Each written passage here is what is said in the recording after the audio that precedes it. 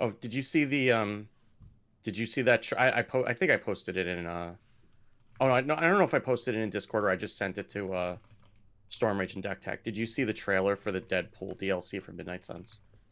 I didn't. I'm sure it's great. You should watch it when you get a chance. Yeah. It is Did you extremely see entertaining. the trailer for the Castlevania add-on to Dead Cells? I did not, Oh but yeah. I read an article about it, but I didn't actually watch the trailer. I need to That watch the game is just trailer. every game now. You just put every game Yeah, in that game. They're all yeah, there. Well. Oh yeah. Every game in there, and then just like yeah, every fan character in Fortnite. yeah. I did finally buy the Castlevania Anniversary Collection because it was like $3.50 on Fanatical the other day. So I've been playing Super Castlevania 4, which holds up better than one would think. I have a couple of the more modern ones. Yeah, this is not particularly modern. See Like this if this I was very get to that. clearly a Super Nintendo launch title because they were like mode 7ing all over the Oh, game. the background spinning around for no reason Yeah. other than to show that you could. And like you have to walk behind the fence in the first part just because like it has you go through a door in the fence as you like walk behind the fence just because that's a thing that you can do and they wanted to show it off. Like there's no other reason for it. But hey, we have a foreground and a background and we want to make you do it to show that it's a thing that we can do. But yeah, it's still, it's Castlevania. It's fun. It doesn't have Symphony of the Night, but it's got. I did try to play a little bit of Simon's Quest, and I was very lost, and I didn't feel like looking it up because I know that there's like places you have to go in a certain order, and I did not go that. I felt like I was playing Dark Souls, like I went the wrong place very clearly because I died Oh like man, immediately. I multiple times lost like 18,000 souls yesterday. You can't lose them if you don't boot the Or game up again. That's where runes. I'm. Runes. I'm always gonna say souls, even though it's runes. Because that's what they are. Yeah. At least I have the golden scarab, so I have that Yeah. extra It's runes. runes are like stars on ladder. They are just a rental. They come and they go. Yep. Though I did find I got through Elden Ring fairly quickly, and by fairly quickly I mean only 80 hours. Because whenever I was close, I would just go and root through my bag and find change in the couch cushions and just make sure I never went into a new place with actual souls in my bag. Anytime I was even close to a level, I just finished it off and just popped it. Yeah, it's just like. So I generally do that, but when levels are like, 35,000. Yeah, which means you're probably pretty deep in a run. Like you could probably make a decent run to the final boss. Yeah, probably level 77. But Yeah. I look Oh, at is that things all? and there's like 100 level builds. There's more to do, and you don't have to go to the boss, but you would be fine. Yeah.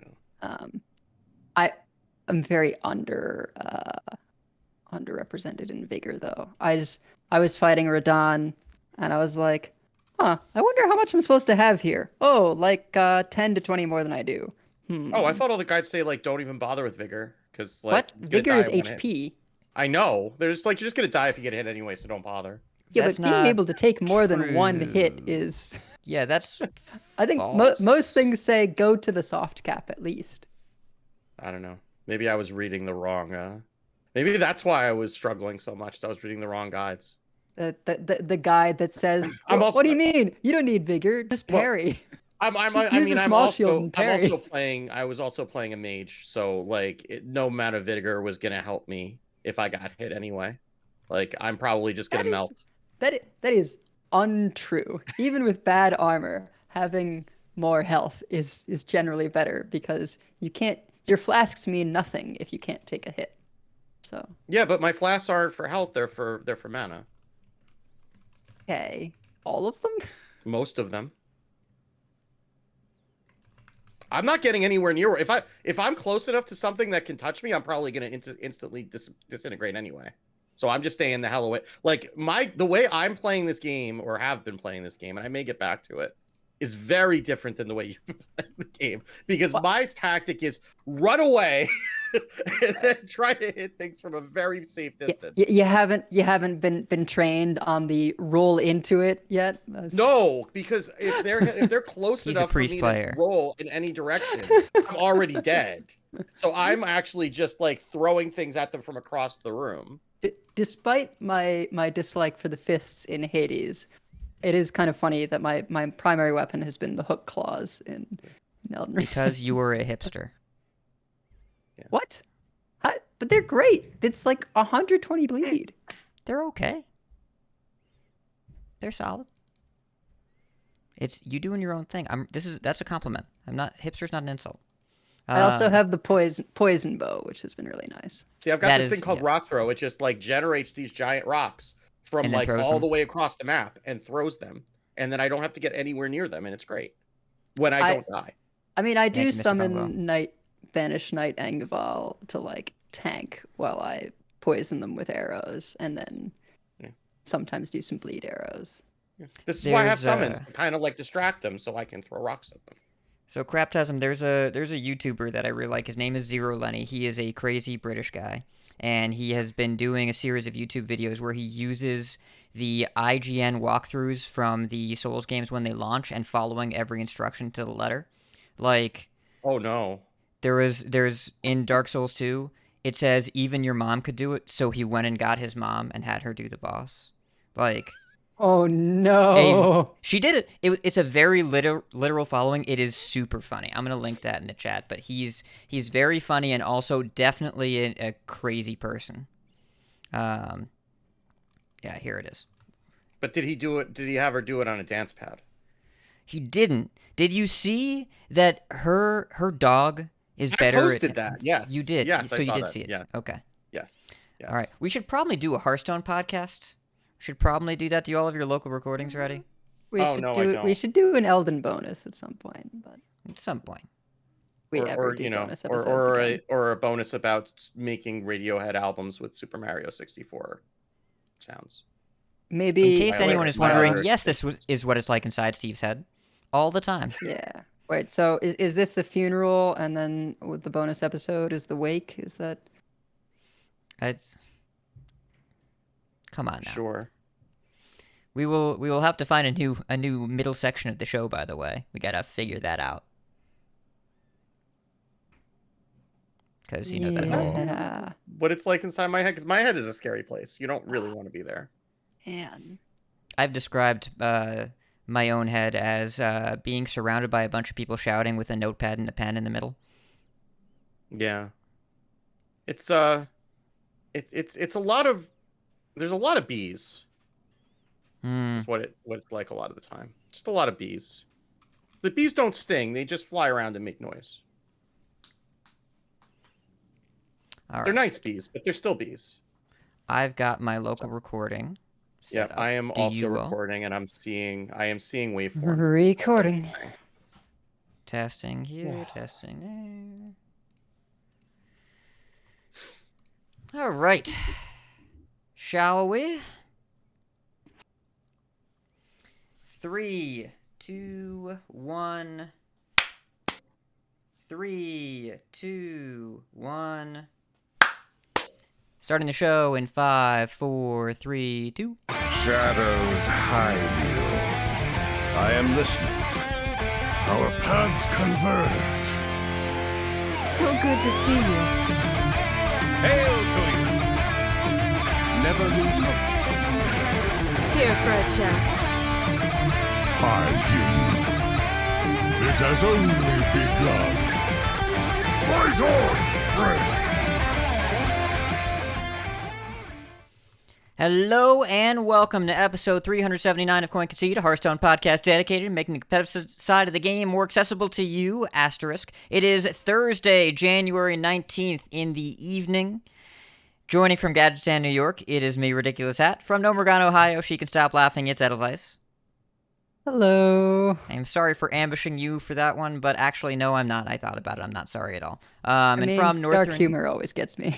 Yeah, well, we gonna get you a lot today. So, and from Northern Massachusetts, we have Wicked Good.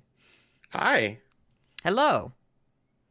And listener, from where you are, we have you. Thank you so much for being here. Thank you so much for your support, especially our patrons. You're wonderful. People leaving us reviews, you're excellent. And any listener, anyone that's here in the live show, you're great. Also, this is where I'm going to put the disclaimer. This is going to be a heavier episode, and we're going to talk a lot more about news and a lot less about gameplay, because today we got a really, really big, not big as in there's a big program, big as in the magnitude of the announcement is important, Hearthstone esports announcement. So the conversation's not going to be super fun all the time. People are going to have a lot of feelings. Keep in mind that is what the majority of this episode is going to be about. I will say, I'll give a little plug to me a day ago. If you want to hear about the new Battlegrounds content, the wonderful Pocky Plays appeared on The Angry Chicken yesterday. If you want to talk about BGs, that guy has a lot of energy and a lot of knowledge, and it was a really fun time. So go listen to that episode over in The Angry Chicken. It's a great show. I'm biased. And today is going to be about news and esports and, those things. So, yeah. But now that I've gotten that preamble out of the way and set the stage, I guess I'll go first for Life and Ladder. Life and Ladder is okay. I took a little trip this past week. Got to visit Phoenix, interesting town. Got to see a buddy of mine out there for the weekend. I've been playing a little bit, but really where I've been at is mostly the new Battlegrounds patch. I've been playing that and waiting for the Hearthstone Standard balance patch, which we know now is coming next week. I think my ability to find fun in this meta has shrank a little bit. I have been playing some Wild, both for quest clearing and because it's Wild, whatever. Found some fun stuff. I found a Renathal Overload quest shaman that scratches some of those old quest shaman itches, and it has a Spirit of the Frog tutor toolbox package where it has a bunch of 1 of 3s. Very strange looking deck. Edel, I think you'll like it. I'll send you the list after. Does it have claws that scratch and jaws that bite? No, it tops out the curve at 4 because we kill people with overdrafts, among other things. Yeah. So, having fun with that, but I want Standard to be a little different than it is right now. We've talked about this a bunch. I don't feel the need to belabor the point, but I like generally what this format is trying to do, but I am tired of Wild Pawn Knolls and Sinful Brands, and I feel like I'm not the only person in that boat, and no matter what your feelings are, I think it's fair to say we are due for a patch and we're getting one soon. So yeah. Edel, how about you? How you doing? Well, I have been tapped out long enough that it's still a pretty diverse meta where I am. So I've just seen myself become the villain, and I'm playing Miracle Rogue. Good deck. Yep. It's I'm climbing, and maybe I can get back to sort of the regular place just in time for balance changes, so I don't actually have to do mirror matches. And besides that, I think I have a dozen tabs open for Elden Ring things. Sounds pretty plausible. I got a year membership to my local rock gym, which is apparently the rock gym around. People drive 45 minutes to an hour to get to it because it's really good. So been doing some bouldering.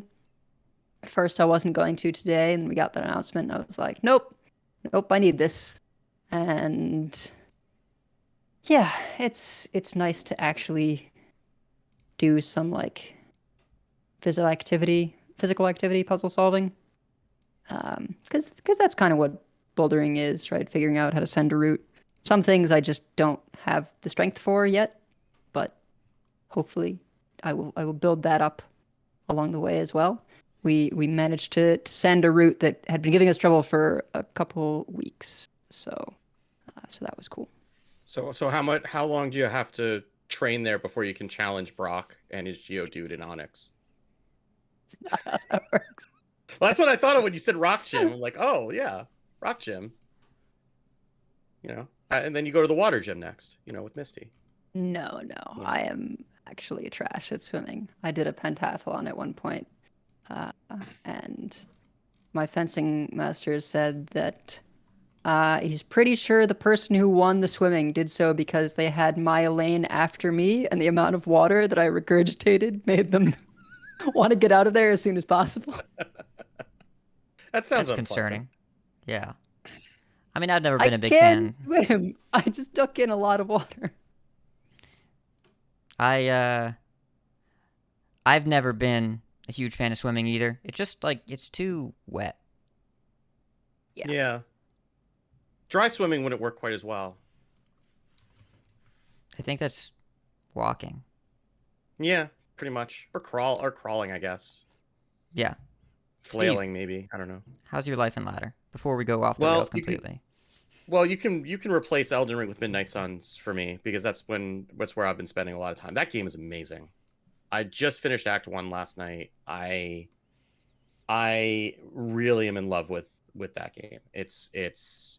When I read about it at first, it's basically like if you took Fire Emblem Three Houses and mixed it up with Slay the Spire and XCOM. And if any of that sounds appealing to you, it's on sale and you should just go buy it because it is exactly that good. And I own it, but I haven't started it yet, and that might not last too much longer after the show ends. Given your sales pitch there. you should play it. You 'Kay. absolutely should play it. I will. But yeah, it is delightful and I'm really enjoying it. But I did finally, so I had a stream Monday night where I basically tilted into TFT because I played against 2 Thief Rogues in a row. One of which I was actually playing an aggro. I've been playing various priest decks because I have Tito Santana set up a show match with me against Sidisi on Sunday night. Where he's playing 3 Hunter decks and I'm playing 3 priest decks. So I've been trying a variety of different priest decks because they all have to be 10 cards apart from each other. So I can't just bring 3 variations of Quest Priest. So I was playing I was actually playing Shadow Undead Priest. And I ran into 2 consecutive Thief Rogues, one of which got Under King and then immediately Contraband stashed. And that was the difference between winning and losing that 18 armor. So that was a little bit annoying. And then I queued immediately after that into another Thief Rogue who had Mita on 5, followed by Trickster Criminal lineup on 6. So they had 4 Mitas. And that was when I went to go play TFT. But I did after that, I went over to Shockspitter Hunter. I went pretty quickly from 5 to Legend.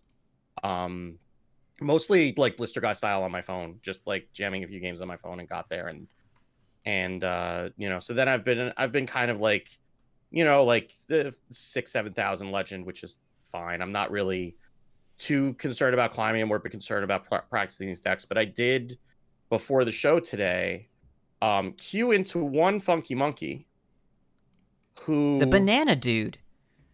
Yeah, the banana dude, and the banana dude beat me with All Fell Breaks Loose, which summoned 3 Illidari Inquisitors and hit me in the face for 24. So, and I forgot that was a card until I died to it.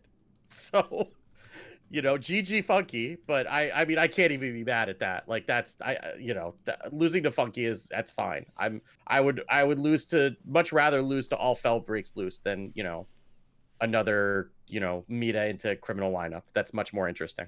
At least he meant to do that. He didn't just like stumble into it. So yeah. But I'm just, kind of just practicing those decks to get ready for that match on Sunday night. And I mean, I've been, I've been reasonably successful with them, at least at the ranks that I'm at. It's a lot less. People are just kind of bored, I think. And they're playing kind of whatever. So, I can deal with kind of whatever as long as it's not Thief Rogue after Thief Rogue. So, and I think it'll keep me going until whenever we get the balance patch, which sounds like it'll be next week, probably. So They said they're planning on next week, and that would match every prior pattern we have, which is 9 days after the 0.2 patch.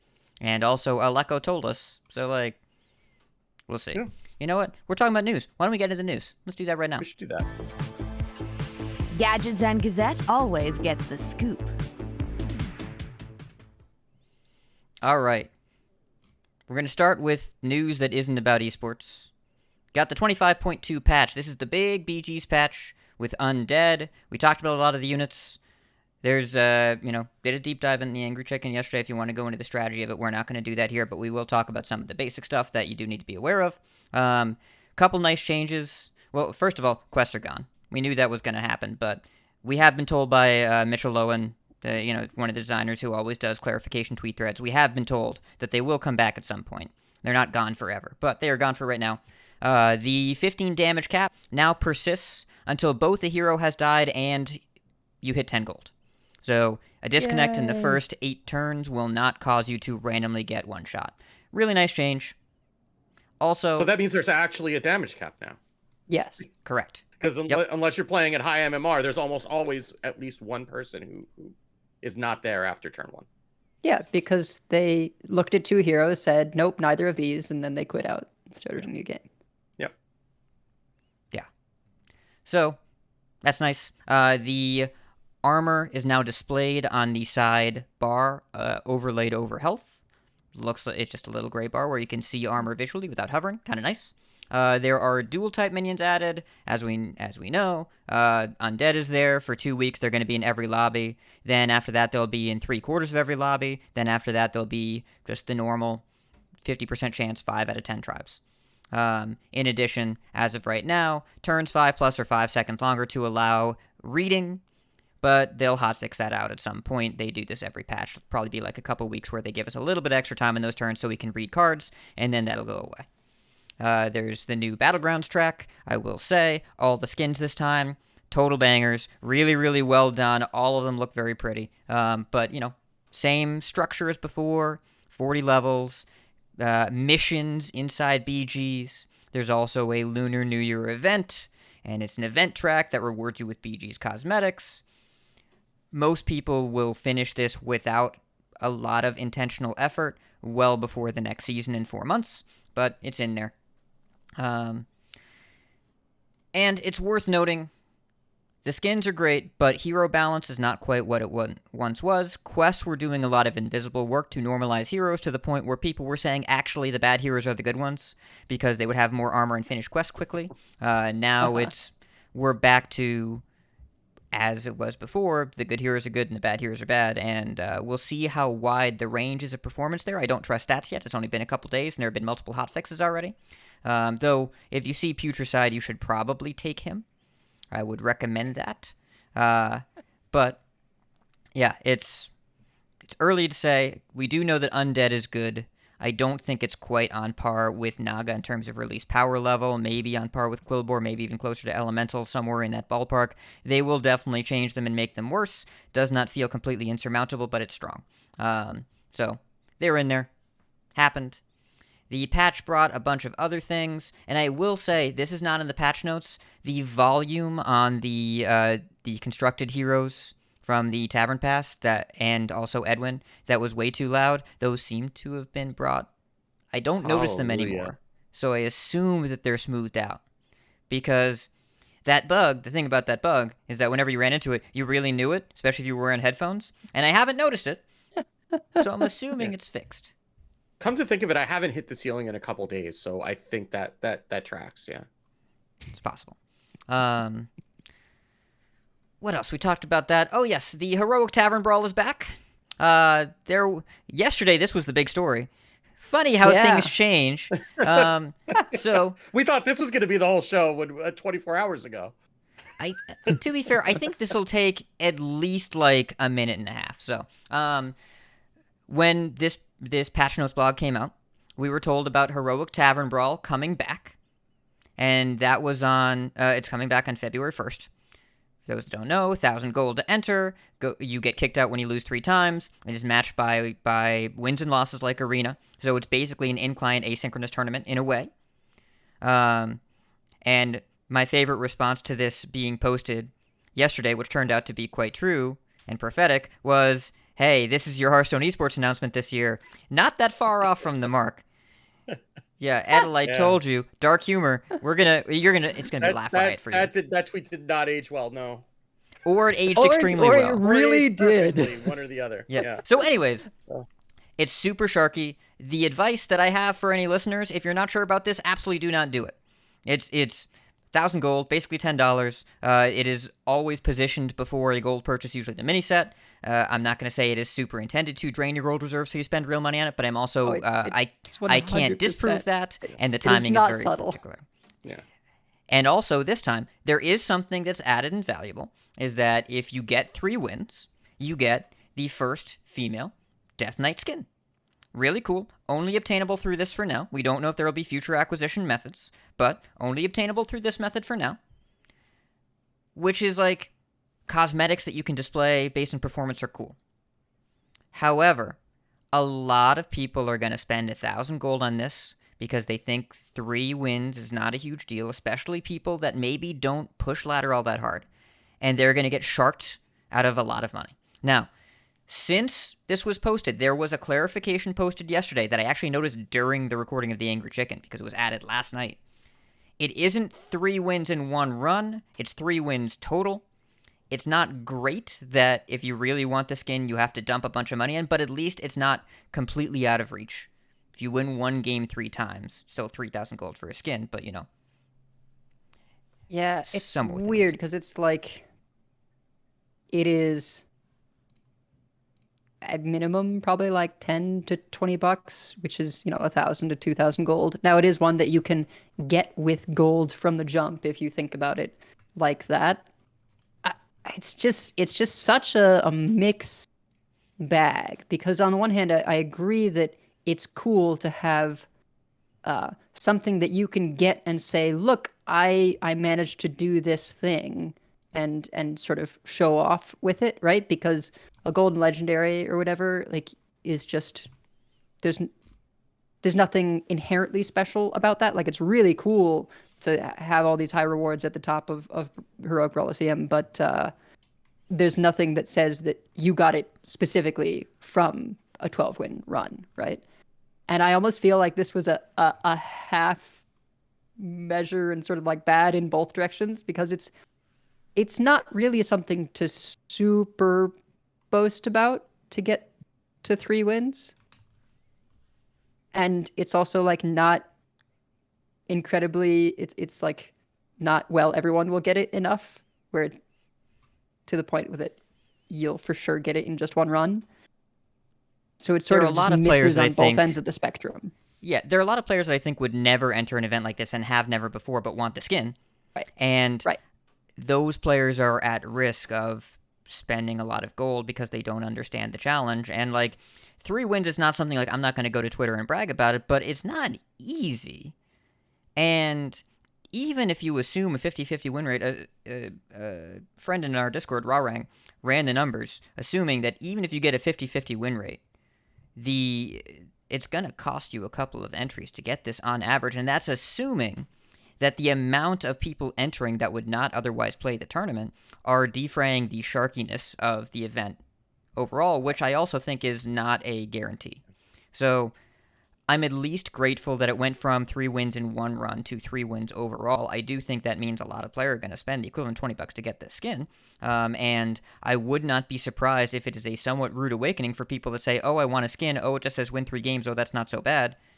And then they go in and have a really rough time and it costs them money. So I'm hopeful there will be other acquisition methods. I don't mind the idea of a cosmetic being attached to performance. However, this is the first skin if you want to be a Death Knight and a woman at the same time, and that is significant.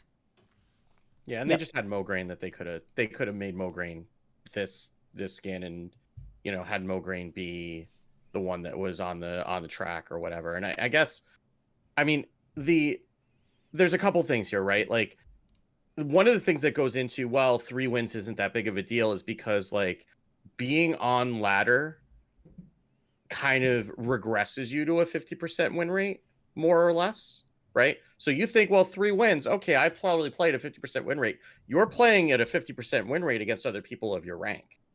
Like this is one of the only scenarios like that's kind of like a placement game in other online multiplayer games where you can get matched up against anybody and you get a real good sense of where your skill is actually at when that happens, because there are going to be some people, a lot of the people who sink a bunch of gold into this are like full-time streamers because this is good content. And they're going to basically I've seen the phrase taking lunch money being used on Twitter this week. And that's absolutely going to happen. I do think that to some extent, though, having a the other thing about having something that you can't get outside of this mode is somewhat important to encourage more people to play it, because the people who are going to have the most disposable income to be able to play this also don't need the rewards at the top end of it, right? Like, I have 6,500 gold sitting in my account right now. I'll probably do a couple of rounds of this on my stream, but like, if I don't get to 12 wins, I don't care. I don't really need the golden legendaries. The golden legendaries that I want, I've probably upgraded already, right? So like, I don't necessarily need the prizes, and the people who actually need the packs and need the legendaries are the ones who absolutely should not be putting the gold into this at all, right? Like, those are, because like, if you are we say this every time, if you're planning on playing the Heroic Brawlseum, you should treat this like you're going to Vegas.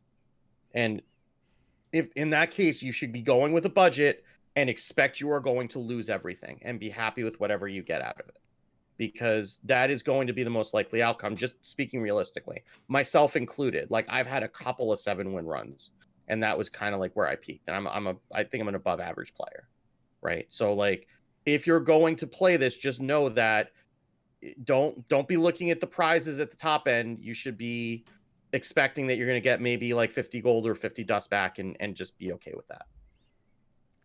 Even more so, do not say to yourself, all right, I'm going to spend 1,000 gold and go get the portrait. Do not do that.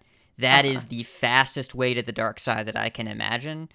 You're not owed anything, and that is a very quick way to bring on entitlement tilt if you just have a bad run and you play against people that know what they're doing early on. Three wins, like if you go 50-50 and you go 2-3, like that's just a 50-50 where the variance hasn't evened out because you got booted out of the event. So yeah.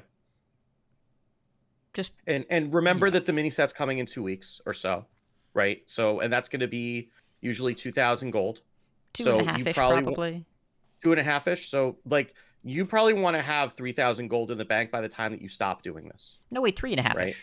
3.5-ish. Right? Because it's usually 4 weeks after the Battlegrounds patch, which was 2 days ago. Right. Oh, 3.5 weeks, not 3.5 gold. I thought 3,500 gold. Yeah. So it's in a few weeks, right? I mean, and the Heroic Brawlseum is in 2 weeks, right? So 2 weeks after that is going to be the mini set. You're probably going to need 2,000 gold for that. So you probably want that to be where you stop. You probably want to make sure that you're leaving yourself 2,000 gold if you have gold banked. And if you don't have any gold banked, this is not the way you're going to earn it, most likely. Don't be like me, where I will just run it dry and either get it back or open packs. You made that back in Twitch followers and stream content though. So it's not like you were throwing that away. No, I just opened enough packs to get the cards. I was trying not to call you out, but I was thinking it the whole time. Anyways, so in addition, there have been a few other changes, perhaps the most significant one. Remember how when Mercenaries came out, they changed the spell types. Play 10 frost spells or whatever to deal 100 frost damage. Deal 100 fire damage, deal 100 fell damage. Felt pretty difficult to complete them unless you were playing Mercs, in which case they were done in one turn. Well, they've been changed to one of two types, like fire or shadow, and also it is back to number of spells. So, Mercenaries no longer there for farming, much, much better for constructed, and perhaps a Grim Harbinger of things to come. So this episode's already dark enough. Let's not even go there today. Yeah. I don't want to disappoint the Mercenaries player out there, so we'll see what happens. In addition, a couple other changes. They fixed some Anachronos bugs. They fixed some cosmetics. There is also, if you look in the settings, there is now a privacy opt-out request that wasn't there before. My guess is this is to cooperate with EU stuff in preparation for the merger, but I don't know. Not in the patch notes, but if you want to go ask them to not include your data, you can do that in the settings. There are an increasing number of states in the U.S. that have similar legislation or are going to soon. So it just makes sense for them to just put that in. Yep. In addition, we got a hotfix patch today. So it's server side. You don't have to download anything. It is already in the game, or at least rolling out. The 25.2.1 server-side hotfix. So there were some heroes and some BG's minion that was removed. Scabs, Tess, Illidan, and Tamsin, along with Murozond. The reasons were interesting. So for Tamsin and Illidan, there's a new BG's card, Sinrunner Blanchie, that is a Tier 5 4/4 undead beast with Reborn that comes back with all of its stats and enchantments. What would happen is you would have this die pre-combat with either Illidan or Tamsin, and then when it came back, it would get Reborn from Soul Splitter, which is a minion that gives start of turn, give an undead Reborn. Which means that Reborn would be an enchantment on the thing that comes back with enchantments.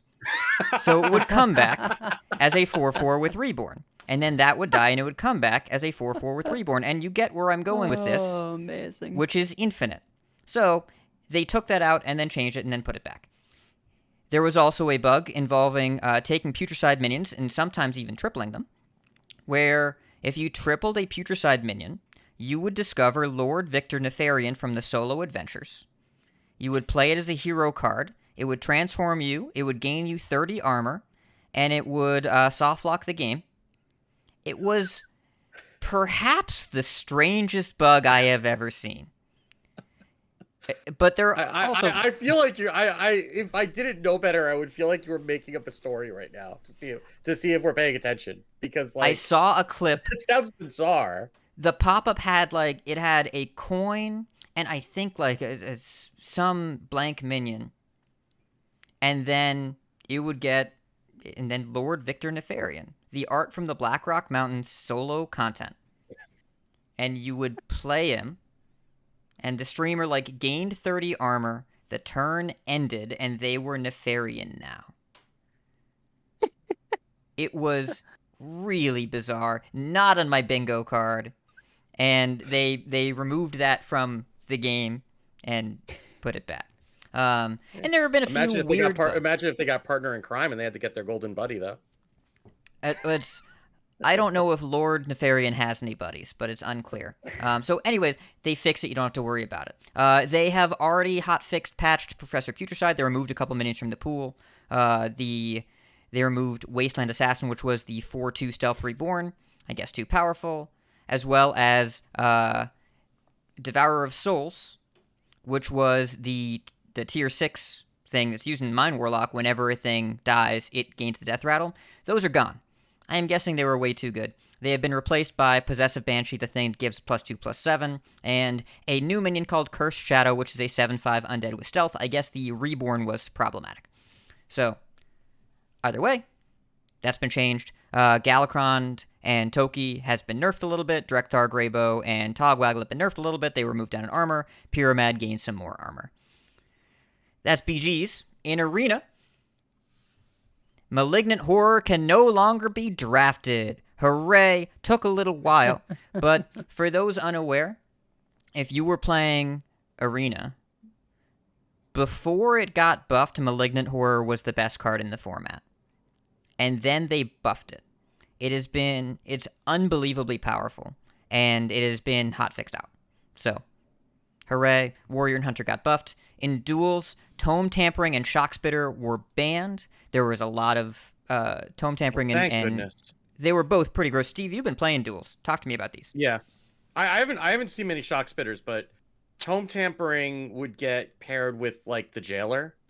So basically they would Tome Tampering, dump their whole hand, get a whole bunch of 1-cost spells. You'd have Killmox would get bigger. You generally get a couple of silverware golems or walking deads that are summoned. Plus you'd do some damage and destroy some minions, whatever. And then you would end up with a 1-mana Jailer and a 1-mana Denathrius and a whole bunch of other disgusting crap that you would just throw on the board all at once with the Jailer. And your opponent probably couldn't deal with that unless it was very late in the run. And certainly in the early games, like you basically, if you did it right, you would not, you would have to work pretty hard to lose the first couple of games of the run, because like there's just nothing in like the early starter decks that can keep up with that. Yep. I haven't played a lot of duels lately, but the duels players that I have seen responded very positively to this change, along with Cold Feet Pact, which I haven't seen before, but it's a Death Knight passive in Pool 2. It says, at the end of your turn, summon a Risen Groom with stats equal to half your corpse total, and that's every turn. That seems pretty good. I didn't face it, and I'm glad that is the case, because it seems really strong. So that's gone, or not gone, it's ultra rare. It won't happen very often. Some other bugs were fixed. Now, I will point out there were some other weird bugs on the constructed side. Couple cards got changed. We don't know why. So, Sun Fury Clergy. You might not know this card. 3 mana, 2/4. Heal all your stuff for 3. Mana Thirst 6, healed all for 6 instead. It had Rush I know for a it day. because it was in the Reno Blood Reno deck. Blood Decay. Yeah, right. It had Rush for 1 day. Sure. The patch Yep. came out. This had Rush now. Didn't say it on the card. Just you played it and it was glowing green. You could attack with it. Not face, but minions. Why? That would make it better. Well, it did, but it's gone now. We don't know why it happened. Unclear if the devs know why it happened, but it had Rush now. I'm sure that and- one person that played it in the deck on purpose was really happy that one day. Yeah. Strange. I guess maybe one of you is the reason it got found out because your Reno Blood decays. In addition, Yeah. this has not been fixed yet, but it will be. Magister's Apprentice. The 2 mana 3/2 mage minion that says your arcane spells cost 1 less as an aura. It's a 2/3 now. We Sure. don't know why. Deck Tech posted about it, and he didn't know why either, but they're going to work on it. That's going to actually need... It's going to have to wait for the data-only patch, because they have to push a new asset, because it's a different card now. So, get your Magister Apprentice Rivercrocs in while you can, because it's that way for now. Also, by the way, for some reason it's marked as having a battle cry in the system. It's tagged with a battle cry. It doesn't, but it's marked as it on the back end. So if you're in Wild and you play the Nerubian, the 2 mana 1/4 that makes battle cry things more expensive, it costs 4. It doesn't actually have a battle cry, but it is affected by that. Yeah, It could be an imp too, for all we know. I mean, you know, it could be Lord Victor Nefarian. We don't know. We don't know what's going on. as someone who works with source control reasonably frequently, I'm really, and I'm not even going to try to figure out how this stuff happens, but it's because like it doesn't seem like they really touched constructed at all in this patch, other than maybe a couple of small bug fixes, and it just seems like some of these commits like hit the wrong release or something. Or I mean, I don't know that I don't know how you even get, you know, Magister's Apprentice. Like, I don't even know why you'd be flipping the stats unless somebody like, you know, leaned on their keyboard or a cat sat on the keyboard accidentally or something. But I'm really, I would love to, I know we're never going to hear, but I would love to know like how some of these bugs like make their way into the releases, you know? I mean, I have a They may simple not even explanation know. for you. I can tell you. It's so BG's, the major content patches are on a different branch. They have a lot of different branches. They're on a different branch. So if they're testing balance changes on a test branch and then don't put it back, and they get merged in. That's not really how it works though, because generally you're tying, you have like a release branch and you tie the commits to a release. So it's not like you're kind of putting it into the release and taking it out. Like you have a completely separate clone of the repository where all the code is. Like when you're doing it, like you're thinking of it like you think of it like a library. It's not like a library. You're basically like taking the entire code base and you make a whole other copy of it over here, right? And then that's where you're putting your changes into this copy, and then there's another copy over here where they're testing the balance changes. They're both working against the same base. right? And then when you merge it, you're reconciling those differences, and then you're telling all the other branches, hey, you checked yourself out before this went in, so now you need to go reconcile. So that's why I'm kind of confused, because it's like there's a copy over here that has the content patch, there's a copy over here that's a balance patch, and then some of the stuff just sneaks in, unless they're using some weird code, source control system that I'm not aware of. But I think most of them pretty much work that way. It's not like you're not usually, I mean, some of the really old ones work that way, but nothing modern. I'm curious. So that's why it's really weird to me. You're right that we're probably never going to know, but I would love to ask, because I'm sure there's someone's got a story about this, right? Someone's got it. Yeah. Well, thank you for the brief lesson on software. Appreciate that.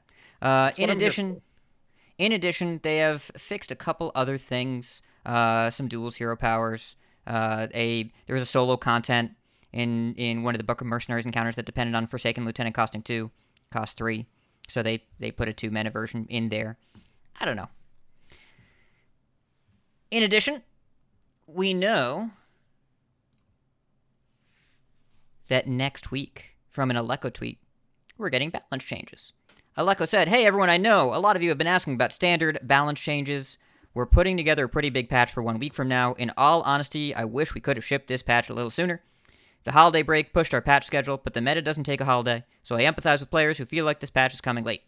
Though I can't promise anything right now, we're chatting as a team about if we can adjust our patch cadence next holiday break. Hope you all enjoy the incoming patch.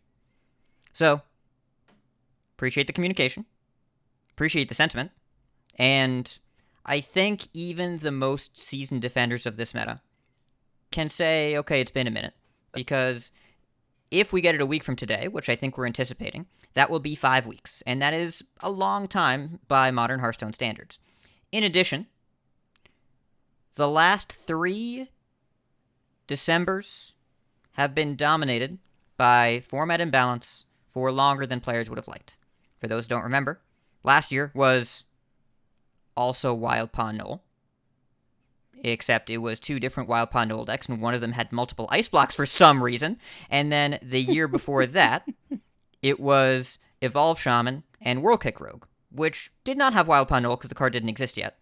Was still a rogue deck built on an extremely low curve and scamming tempo, but it was a different one, and it started as a rogue when you start the game, so that, it's fine. But all 3 of those were December through January. Now, they were able to get an emergency patch 2 years ago in the second week of January for Edwin Van Cleef and Bogspine Knuckles, and that helped because the patch was able to get through fast, and limited changes mattered. Right, a couple cards were enough. And when we talk about emergency patches, we've seen a few of them, right? We've seen Stealer of Souls and Flesh Giant. We've seen Denathrius and Shockspitter, the first one in December. And we've seen Edwin and Bogspine Knuckles. It's basically always 2 cards with minimal localization needed. Almost always, that's what we see as far as emergency patches. So if you're asking why didn't they do it this time, I do not believe this format is 2 cards away from being better. I do not believe they could do it without localization, without doing some pretty ham-fisted changes. And we would have needed more. And I'm not sure, unless you're in top 1K, the format's an emergency state. It's stale. It needs to change. Emergency is a big deal. When you say emergency, like, you're saying the format is pretty badly warped, and I don't know if that's the case everywhere on Ladder. Yeah. And I think that what they would have done is they would have hit a card in Miracle Rogue and a card in Quest Demon Hunter, and we just have Thief Rogues. We would have more Thief Rogues. This is how you get ants, right? So, well, if they nerf Wild Pawn Knoll to 6, we might not have had the Thief Rogues. I have a feeling that Thief Rogue would find a way to just make that work at 6 anyway. They might be okay with that because there's enough other BS in that deck that they might just cut the Knolls and Maestra and just go with the rest of the stuff. We said that last time, but they nerfed Knoll to 6, 3/5 in Alterac, and it just demolished the deck. I have seen Thief Rogues that have not started as another class over the past couple weeks, and they've not been bad. They're not as good, but I mean, Thief Rogue in general is a 50% deck that just, that is very reliant on the BS that it generates. But I have seen some people playing them and they haven't seemed that much worse. I mean, obviously they're worse, but not that much worse. Yeah. And Jay Correct in the chat has a point. Those two nerfs would mean we'd get a lot of shock spitter mirrors, which I'm not sure makes things better. So again, this is a patch that was not fixable by a 2-card emergency nerf. And remember that we got 22 cards changed in December, then the holiday break, then a giant BG's patch, then this balance window. But also, it's easy to say the window was too long and the format got stale, and Blizzard said that. So, seems like a pretty defensible opinion to have. So, I would imagine next week's patch will probably have, I would expect, in the ballpark of 20 card changes, something around there, because that seems to be what they do. And then that should be about 2.5 weeks before the mini set. And then we'll get more changes then. And that'll be right before the Heroic Brawlicium too. Awesome. I mean, it's cool to not be playing this in the Heroic Brawlicium, because that would have been a lot of Rogue and Demon Hunter to play. And I guess that it's worth saying that a little bit louder for the people in the back, because I did have it mentioned on Twitter, like, oh well, I'm just gonna jam Miracle Rogue to prep for the the Heroic Brawlicium so I can get the Death Knight skin. Don't bother. If Miracle Rogue is still a functional deck by the time the Heroic Brawlicium comes around, they'll have another emergency patch to deal with that. I'm like to the level, if it is still as powerful as it is now, right? Sure. If it is still a tier 1 deck after they're done, then they will probably take more drastic measures. I wouldn't expect that it may be playable, but I don't think it's going to be a tier 1 deck after they're done with it. We'll see. What else? What else do we have on the list? Shop updates. Oh yeah. NetEase stuff. Tensions between... Gosh, this is not a great episode for Blizzard now, is it? No. Tensions between NetEase and Blizzard are substantial to a point where I wasn't anticipating things going. So Blizzard asked NetEase, hey, we're still trying to find a partner. Can you extend 6 months? And you want to extend the deal 6 months. Now, NetEase had already let go of their Hearthstone team because the deal was ending. I don't think it was a request I would have expected to be granted. However, the response by NetEase was to compare Blizzard to someone asking for a divorce that still wants to sleep with you, to live stream tearing down the orc statue at the NetEase Blizzard office in China, and to release a drink, a green tea drink, in reference to a slang term for a person that uses other people. Oh my. Yeah. So I don't think they're going to extend. And also, who knows what's going to happen in the China region. I was reading some threads, I don't have any sourcing on it, but I was reading some threads about how the licensing works in China. It's possible this could go for years. It's possible this is something where we might not get a vendor for years. Yeah, I mean, it like the infrastructure they'd have to build up. I have no idea what's involved, but I would imagine it's not trivial to just spin that up, right? You'd have to build everything in China is custom because their internet is their whole internet infrastructure is just different and it's cut off from everywhere else. And Great I just firewall of China. Yeah, I mean, I guess if the Microsoft acquisition goes through, then Microsoft may have some resources there that can make this a little bit easier. I know they operate Azure in China. I don't know if they're doing it themselves. They have a partner. Usually there's a local partner that gets involved with these sorts of things. My understanding is to operate in China, you must have a Chinese partner company. Well, yeah, I just don't know if it's a subsidiary of Microsoft or whatever, that they wholly own, or if they have another partner that's ready to go. As soon as the deal's closed, if it's approved, then they can just hit the ground running or whatever. But it's going to be a while. I don't see how you can't just this isn't the kind of thing where you just take the shrink wrap off some servers and they're up and running in a couple of days and you're good to go. There's a lot of work here. Well, and I mean, it's so removed from us, but I can't imagine being a player right now. Yeah. For Blizzard games, and then suddenly you just can't, right? Like they were just turned off and go find another publisher, I guess. Like Yeah. I mean, it would be like, like a few years ago, like when Elder Scrolls Legends shut down, right? And I mean, that game was already like it was on death's door anyway, or like Gwent or whatever, because Gwent's been through these types of things. I think it's shutting down again too, and it's like well, we're not running the servers anymore, and there's not really a way to play it offline. So as soon as the servers go down, goodbye. I mean, you see, there's been those videos of like the last minutes of MMOs too, right? Where just like the servers are down and like, well, you can't play the game anymore. So, and as we have more live service games, this is gonna have. This actually just happened with Fuser, which is Harmonix's. It was like their DJ game, and they've been like you can play it offline, but like if you want to get any more songs or whatever, they're like, here are the diamond shops that you earn some sort of currency for. Like everything's free because we don't care anymore, so just take everything. But if you want more songs or you want to do any sort of the online modes, you just can't. Yeah. There is a backup tool, but there are already reports the backup tool is not functioning as intended. So we'll see. If I was a Blizzard player in China, I would feel pretty burned right now. So we'll see how that saga develops. I imagine it will be ongoing for a long time. All right. Well, we got the good news out of the way.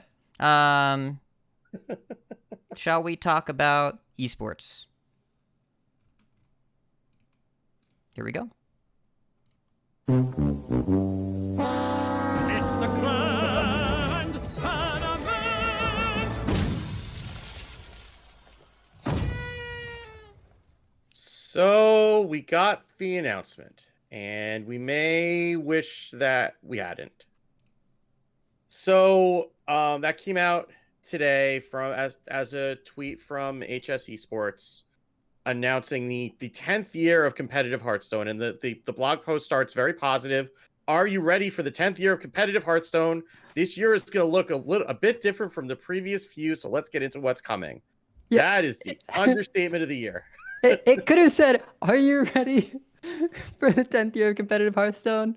Psych. I mean, it could have said, "Are you ready? You should sit down." That's what. Dearly that's beloved, we are gathered here to say our goodbyes. So Yeah. what's going to happen? There are going to be a total of 7 events. Total 7 official Hearthstone esports events. There will be 3 Masters Torch seasonal championships leading into the 2023 World Championship for Constructed. There will be 3 total Lobby Legends tournaments over the course of the year. The good news, the small piece of good news out of this is that the Constructed will be coming back to Twitch. There will be drops. So they'll be on YouTube and Twitch. There will be co-streaming allowed both from competitors and for approved members of the community for Constructed, as there are with Lobby Legends. So that's the small piece of good news coming out of that. But everything else is a dramatic scaling back of the program. So there will be just these events. These events will only be able to be qualified for via ladder placement. So you will get from 1 to 8 points per season starting this month. Rank 1 on each server will get 8 points, down to 1 point for ranks 51 to 100. And whoever gets the 4 players per server plus the 4 players overall globally with the highest accumulation of points on ladder over those 3 months that are feeding into that tournament will qualify. So we have 3 Constructed and 3 Battlegrounds tournaments, each with 16 players total. And it is entirely based on ladder placement, which was a poor quality of life um scenario for people who were competing, because this is the way it used to be back in like 2015, when this was the only way that you could qualify for like HCT events, and it was basically everybody jamming games and roping towards the deadline to try to preserve their rank, and we're going to go back to that. There are no more qualifiers, there are no third party invites, there's nothing.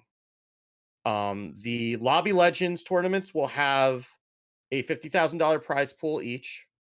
The Masters Tours Worlds will have a $500,000 prize pool. The Master Tours, the only prize that will be earned from the Masters Tours will be qualification to Worlds.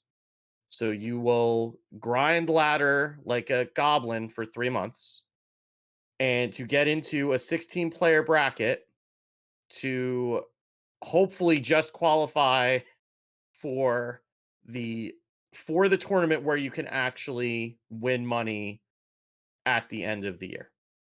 And that is it. There's a FAQ at the bottom of this announcement. Will there be drops in the broadcast? There will be drops. They'll have more details.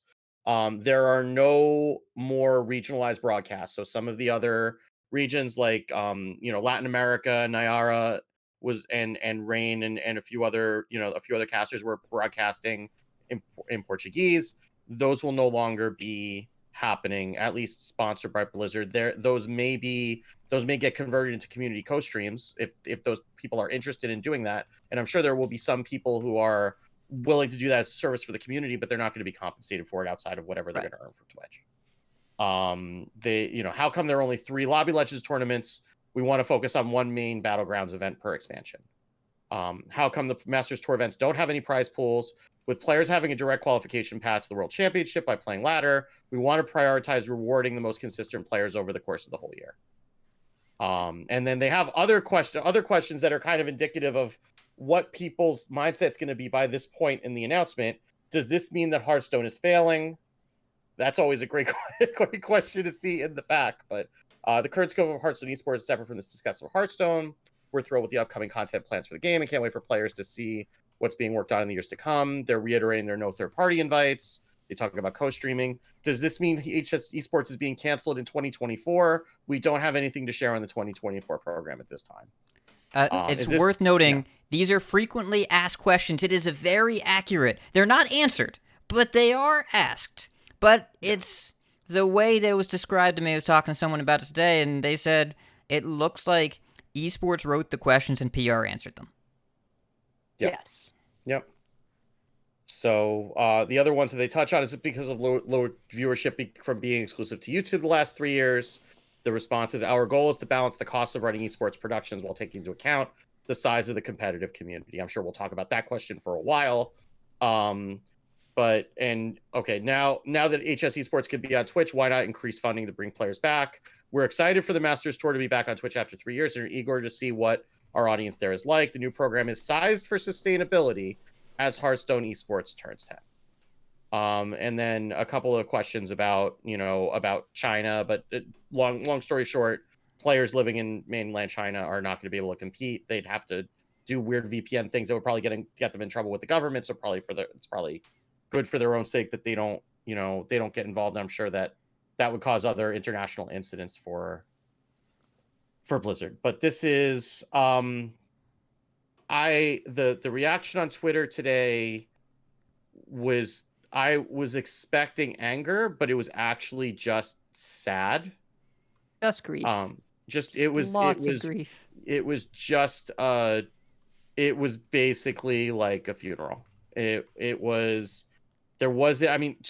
Sottle had a tweet that was basically like proud of everybody. I agree with him for directing this any anger or hurt feelings or whatever at the Blizzard executives or the whoever is making those decisions, and not at Abar, because he's doing what he can with what he has. And this almost sounds like you can almost read this as a negotiation where is this all I get? And response would be, you could imagine the response being, you can have this or you can have nothing, right? Oh yeah. And Because, yeah. perhaps even this is your last chance, which Right. I don't know what you're supposed to do with this as a last chance. Yeah. Like, what are you supposed to show? How are people supposed to be motivated if this is what they have to work with? Yeah. I mean, the EV for, I mean, the expected value for trying to get into Grandmasters was already low, right? Like that was already a climb, and there were people who were willing to do it, but you also had Masters tours along the way where you could earn money that were effectively opens. They, I mean, they were qualification, but you could get there.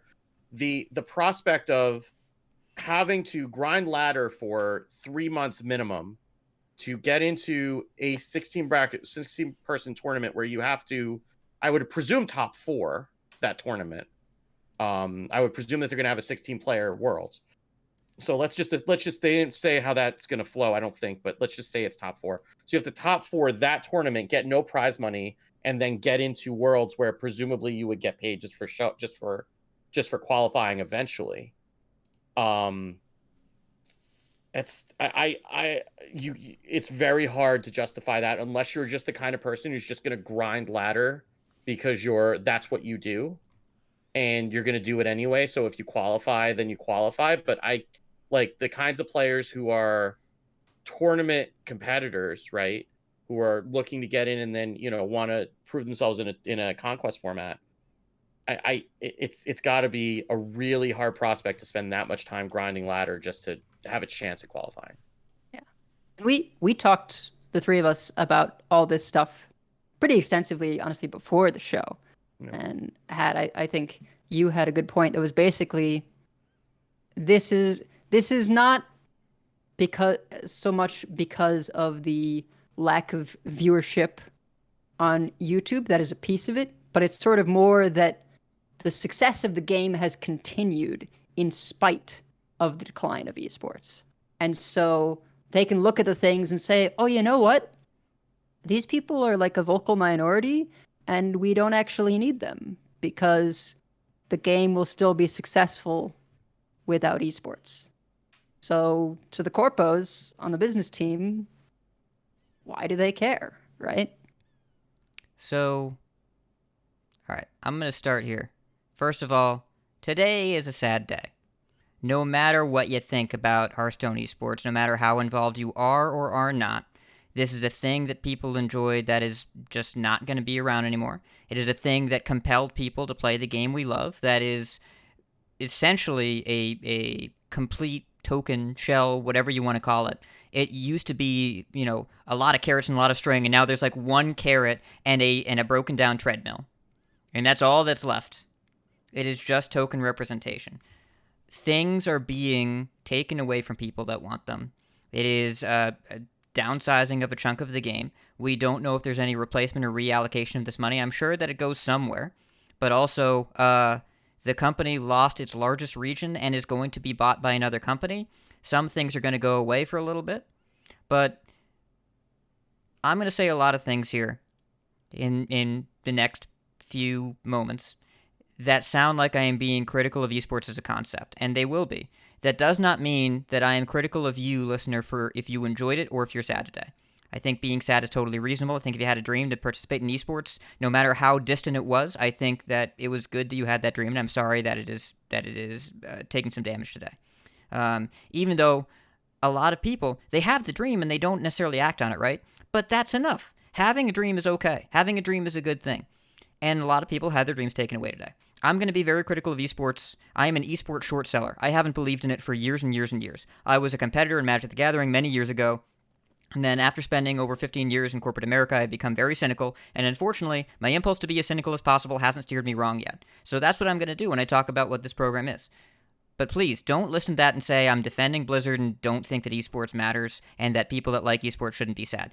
I would expect you to be sad. I would expect that if you were a Hearthstone esports enjoyer, you've been sad for about 5 years. You've been sad since tour stops went away. You've been sad during COVID. You've been sad for all sorts of reasons. And tour stops were only accessible if a team was paying for your travel. But you know what? If your team was paying for your travel to go play Hearthstone, that ruled. That was awesome. And we got to watch it all the time. Our complaint during that era was that there was too much to watch and we didn't know how to keep track of it all. Not going to be the same complaints this time. So, the esports bubble is bursting. Riot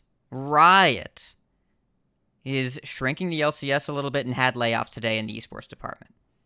That is the esports company, and even they are not invincible to it. Hearthstone esports, Blizzard in general, just esports aren't going all that well. Overwatch League franchise owners are suing Blizzard because Overwatch League is so troubled. Well, they're collective bargaining. They're not suing yet. They're collective bargaining. Right, but they've retained a law firm, collective bargaining. They're going to sue angry. It's not going well. There was one. It was the Houston whatever they are, like made $14 million last calendar year. The entire organization made $14 million. That's it. Like they pay one player more than that in some of these leagues, and the entire organization brought in $14 million of revenue. Yeah, it's if it's the organization that I also read about. I think it was Houston actually Outlaws, it's 1.4 million. That's not a 1.4 million. Yeah, I was off by a decimal point. Yeah, so that's even worse. Yeah. So was Hearthstone Esports this year. Anyways, so the reality here is esports as a bubble is shrinking, and what COVID did more than anything is it showed the disconnect between esports investment and sales. It happened to Magic the Gathering in a very, very public way. It happened with Hearthstone Grandmasters. A lot of games pivoted their competition programs based on the necessity out of COVID. Now, also, Blizzard pivoted because Hearthstone was forced to because of a cloud services deal to move to YouTube. I have heard a lot of people saying the YouTube deal killed Hearthstone Esports. I don't think so. I think it was a symptom of esports not mattering to the bottom line of this idea of competition driving engagement and sales. That is the idea that is being held on to. But as competition has wound down multiple times over the past 5 years in this game and in other games, we have seen these games get bigger and better. We got a patch 2 days ago with a ton of content, overflowing with content. We got a patch last month, the Death Knight patch, 25.0. It had 2 separate articles, a table of contents, and a preview article to fit the overflow stuff. They are paying so many developers. They are growing. They are expanding. You can make the logical conclusion. If COVID was so problematic for esports, and they depended on esports for revenue, this announcement would have been huge. They would have dumped a ton of money into it because they needed to, because it mattered. But if low viewers mean a cut of a program, that means the viewers aren't connected to the sales. Viewers go down, sales stay the same. If viewers go down and sales go down, you get the viewers back up, you get the money back. They didn't do that, so that tells us the missing viewers weren't missing revenue. Now, will this have an impact on the long-term trajectory of the game? Absolutely. There are some streamers that are in this to be competitive, and their audiences are also highly competitive. No matter how realistic their pursuit of the Masters Tour was, or Lobby Legends or whatever, whether it was or whether it wasn't, it was still their dream, and they played for the dream, and the dream is gone. I think that's going to be a story we hear in a lot of card games and a lot of games in general going forward, but if you were playing for a dream and the dream is gone, that's going to impact you. Will it be a huge, enormous impact? Probably not to the tune of about $10 million. Because they cut, $5.5 million in prizes. They cut all the admin structure. The entire ESL contract has probably not been renewed.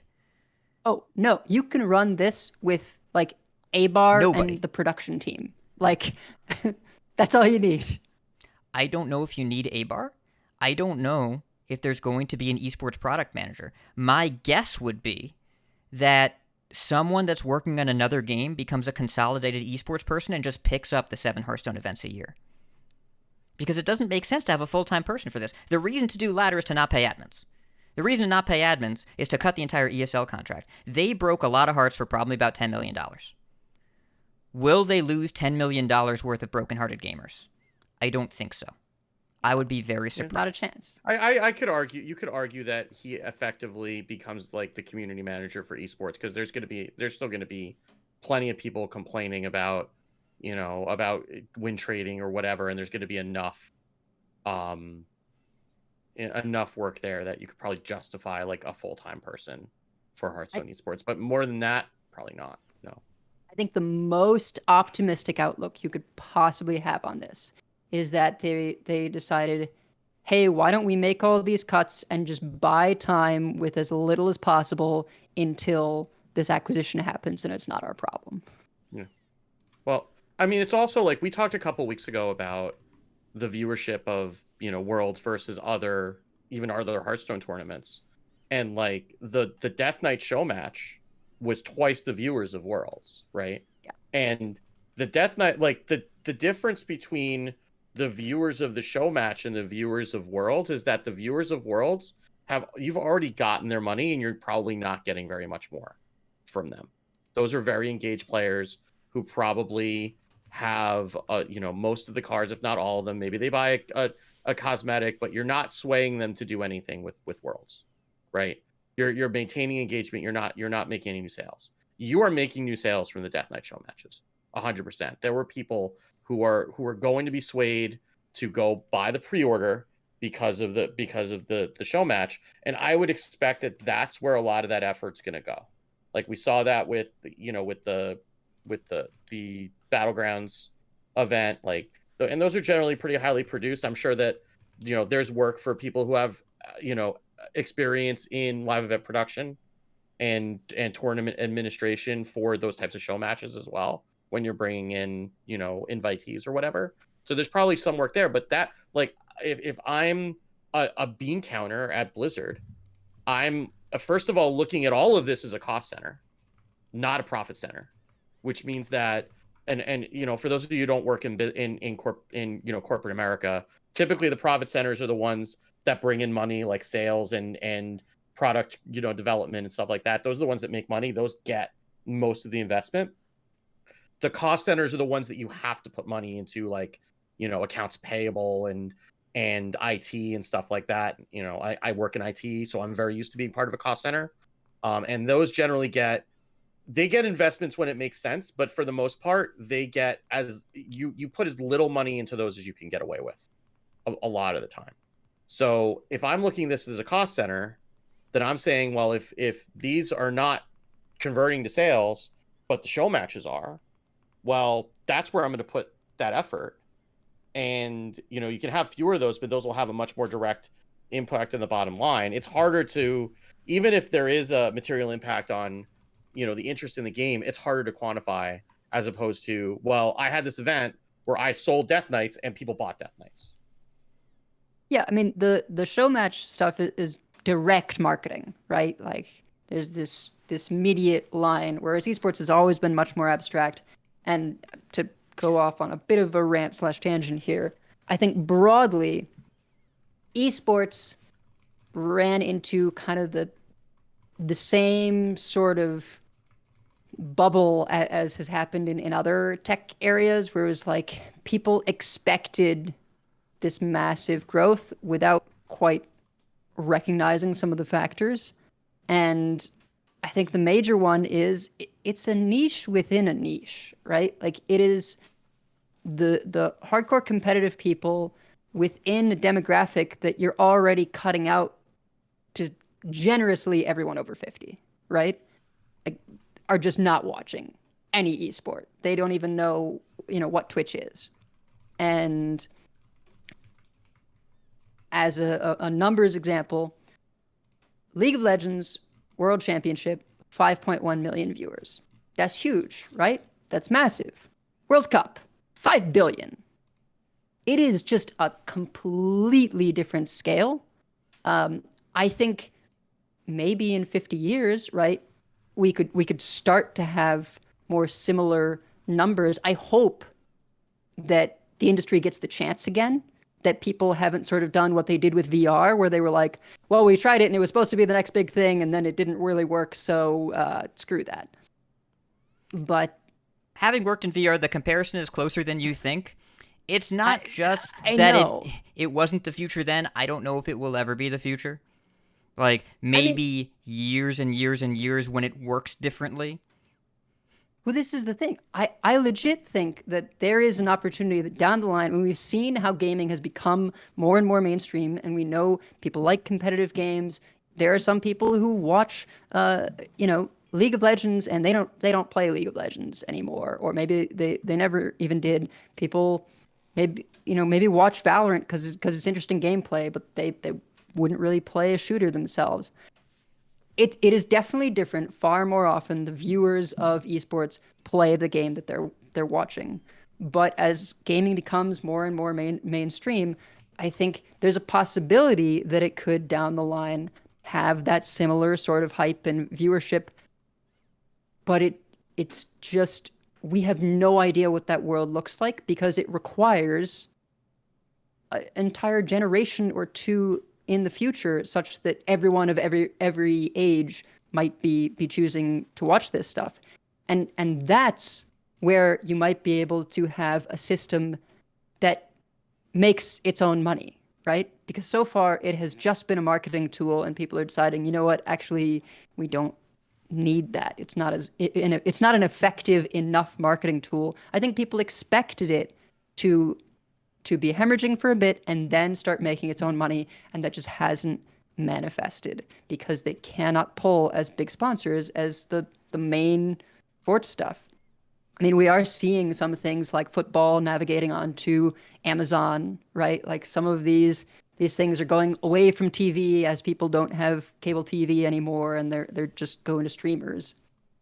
It's gonna get muddied and muddied, but we're just not in a place right now where a big enough percentage of the population watches esports for big corporate sponsors to take a look at it and say this is a really worthwhile marketing opportunity. And also those big corporate sponsors, probably the people making decisions, are that age where they're like, what's esports?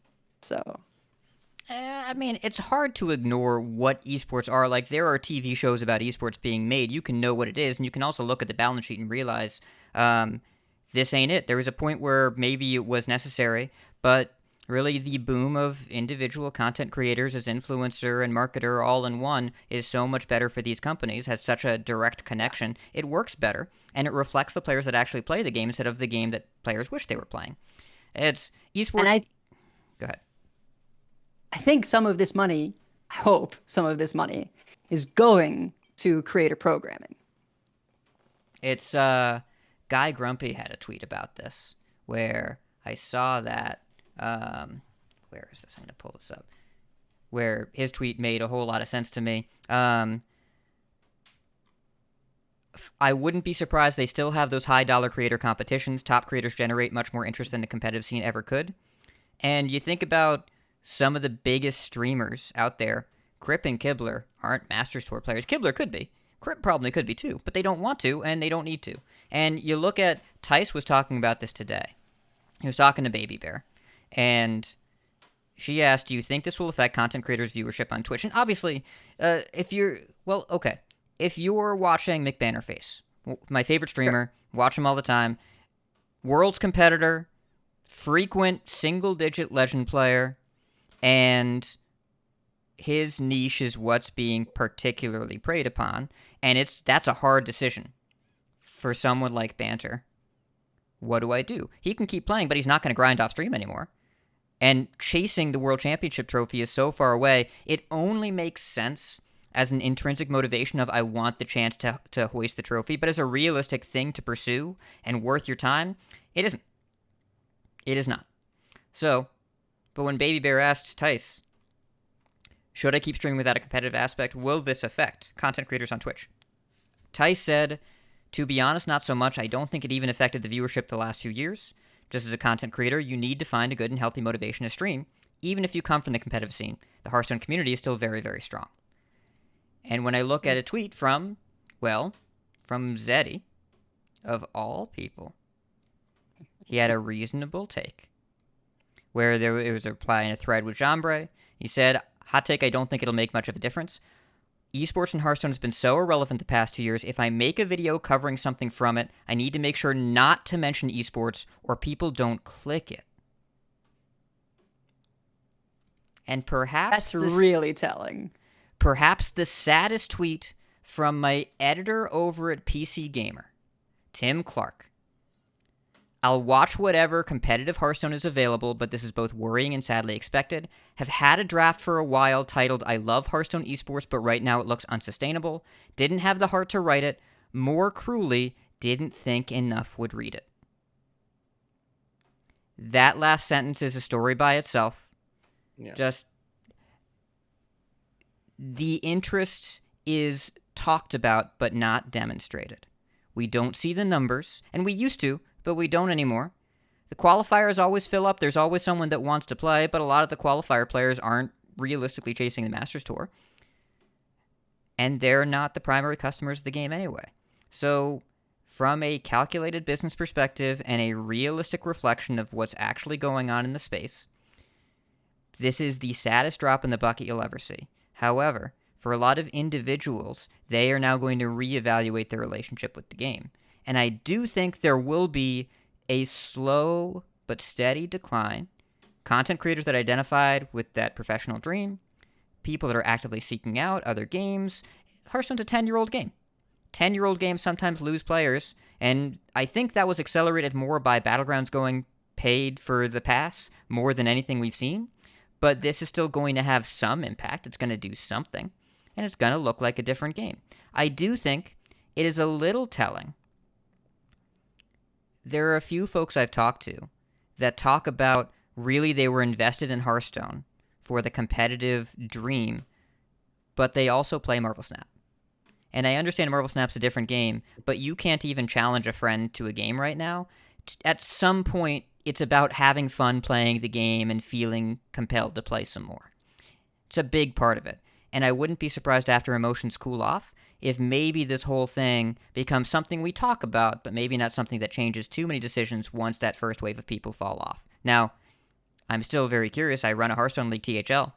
Interest next season will either be way up or way down, potentially both, because there will be some people saying, well, I need something to fill the void, and a bunch of other people saying, well, I'm not doing this anymore. Will that balance out? We'll see. It'll be a good litmus test. But it's so interesting to think about what about competition is it that drives people? What are they looking for? Is this enough of a dream from Hearthstone that the carrot and the stick is enough to drive people?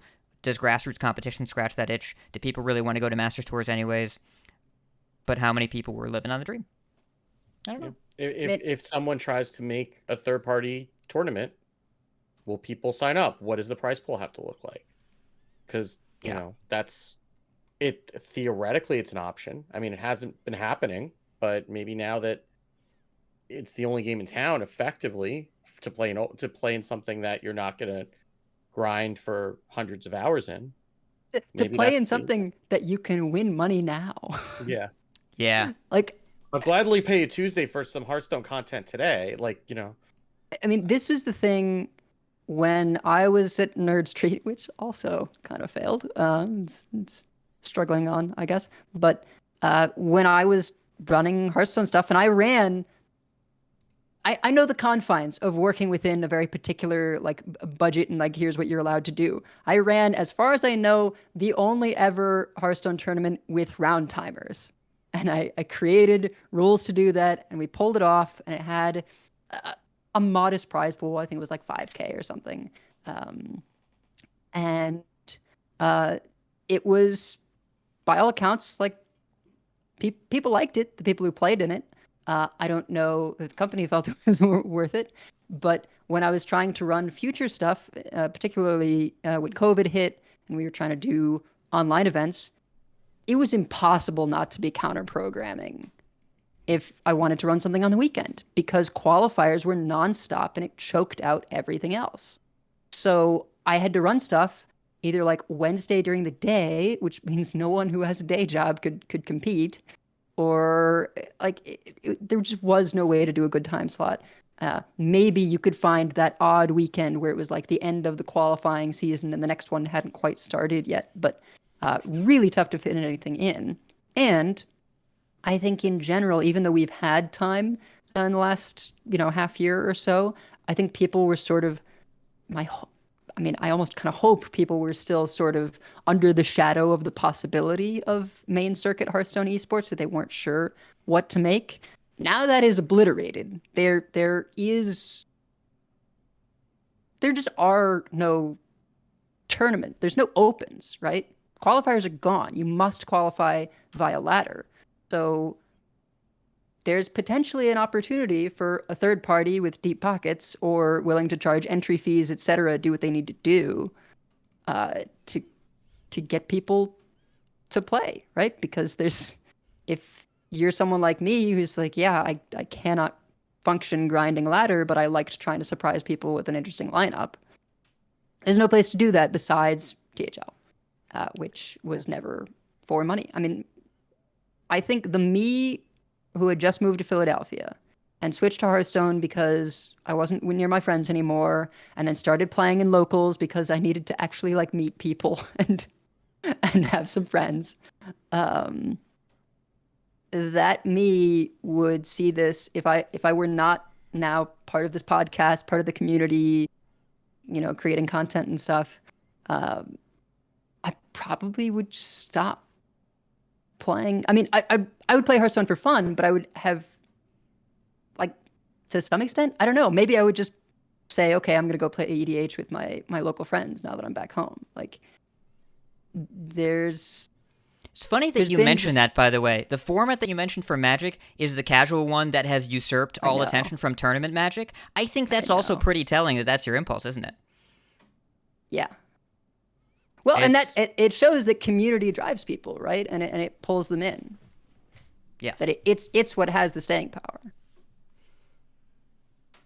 Which means I think that if they refocus their efforts on streamer invitationals, on community support, things like this very podcast, people have been very kind in our Discord today and said things like the podcast keep me more engaged than something like an esports tournament did. First of all, it's an honor. And second of all, it's something that we all can participate in, something that you have an equal voice in that Discord as anybody else. You can just roll in there. Whereas a spectator sport is a little bit different. In Twitch chat, when you're watching a streamer, you type something, the person on the screen reads what you said and talks about it if they're paying attention. And, it's like you're not in some 10,000 streamer chat and they can't see it, but you can interact with the human being. It's all about being a part of it. And esports had, the spectator sport thing going on, but it's a little bit different. And it's becoming clear that people want some social interaction as part of their engagement with the game. There are some people that wanted that social interaction to be, hanging with the boys at the Masters Tour, at the Tour Stop or whatever. And as fun as that experience was when I was young and didn't have back pain from sleeping on the space in a hotel room between the two double beds, commonly known as the Nook for you PTQ grinders. And sometimes, you would fight over who gets it. The key was when you walk into the room, you shotgun the Nook, commonly known as this is something you wanted. I was 19 years old, and my life was not going all that well. So, yes, it was. Oh, okay. It's the competitive thing was appealing to me when I wasn't sure what else to shoot for, right? It was a really, really great dream to have when I didn't have other dreams to chase and wasn't sure what they would look like. And that's where I found myself an undisclosed number of years ago. And at the time, it was who I was and it was what I did, and it was all that my life revolved around.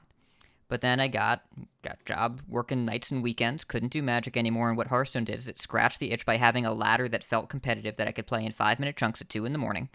And it was enough for me. It's not enough for everybody, and people will want different things, and some people really need that dream. I needed it when I didn't have anything else to believe in. And that's not going to be everybody's circumstance, but I can understand if this was the thing that you were waiting for, if this is the thing you were hoping for, the thing that your life had recently reflected effort in, it's got to be really, really tough to process today of the dream just being dead. And a lot of people built their platform around being competitive in Hearthstone esports. Luna is so sad today, and understandably so. Who she is as a person is built on Hearthstone esports. Like, how do you reconcile that just being gone? Yeah, I mean, I'm feeling even just like a fraction of that because like I've been involved not in a competitive sense, but like in a support sense with the work that I've done in Off Curve for the last, I don't even know, what is it, 5 years now? And Yeah, it's before specialist. So it's and that's I posted a tweet today that like don't expect unless there's a lot of third party tournaments all of a sudden. There's not going to be a whole lot there, and thanks for letting me be a part of it, basically. But it's sad, right? Like never, I've never competed in anything more than a THL season, right? But I felt like I was part of the competitive scene because I was providing a service that a lot of people, to this day, have told me that has been, a big factor in their being successful, and something I was able to take a lot of pride in. And I mean, I'm still me, I'm still around, right? But it's also it's hard to say goodbye to that effectively because that's not there's no need for it anymore, really.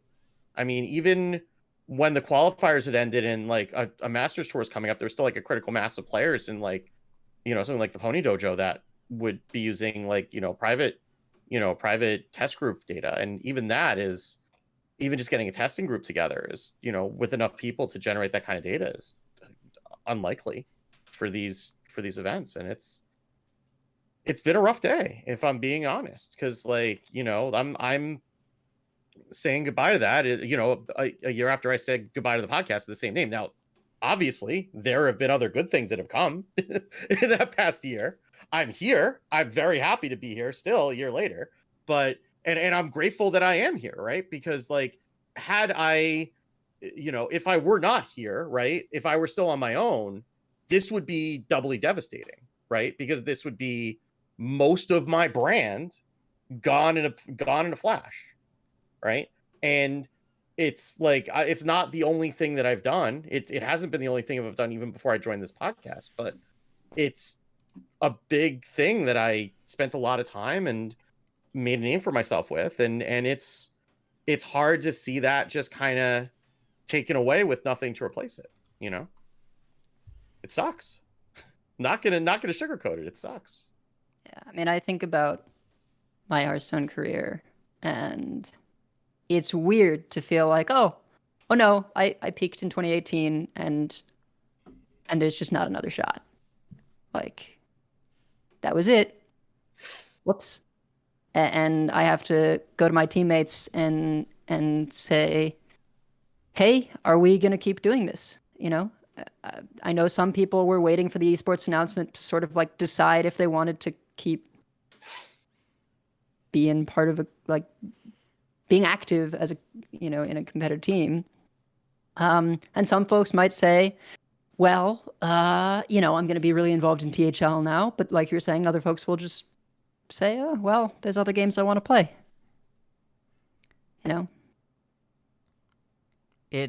You look at Coin Concede. We make the competitive side of the game more accessible to you. I don't think we're going to change the tagline, but when I joined this show many years ago, when Ngoro came out almost 6 years ago, Cinder owned the tournament section, and every week we got rapid-fire recaps of matches to watch like I was watching SportsCenter. It was a big, big part of the show. There was stuff to talk about every week. We would highlight things. We would point out matches. We would talk about tournaments, things people could play, and things people could watch. It was a big, big part of things. Over time, that section has gone through various changes, Shows hosts have changed, but also the game has changed. And when we talk about tournaments now, we, my co-hosts are very experienced in the tournament world. They understand what's going on there. I'm grateful that they are more connected to it than I am these days, because I find myself more in the, I feel like a jerk for saying this, more in the influencer space. It makes me sound like such a pretentious D-bag. It's I not feel just like ladder. every You content could say creator community. I hates think the word community is a influencer. nicer way to say that. Yeah. People, like, I talk to people about what other people are talking about, and that becomes a bigger part of my scene, but it's become a bigger part of the scene. You see it reflected in the YouTube content. You see it reflected in the nature of what we're watching. It's about different game modes now. There's so much more, and tournaments is so much less. But it was an existential part of how this show came to be and how I became part of the show and how we all became part of the show. And that is leaving. And that is something that is worth grieving. And even though the show will go on and we'll keep our tagline, might not keep the tournament section because, we'll see what we do there. They'll just be part of news if something happens, Yeah. right?